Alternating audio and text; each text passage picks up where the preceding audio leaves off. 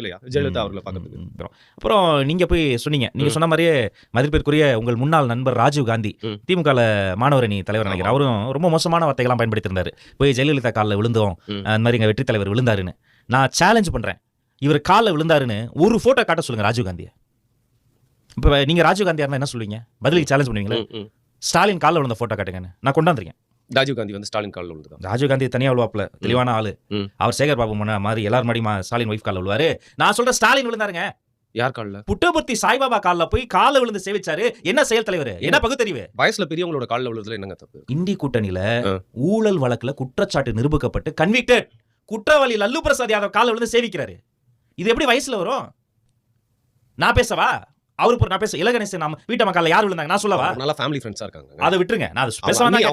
லல்லு பிரசாத் யாதவ் காலில் விழுந்தது ஸ்டாலின், புட்டபர்த்தி சாய்பாபா காலில் விழுந்தது ஸ்டாலின். இந்த காலில் விழுற கலாச்சாரம் இருக்குல்ல, அதிமுக அட்டாக் பண்றாங்கல்ல,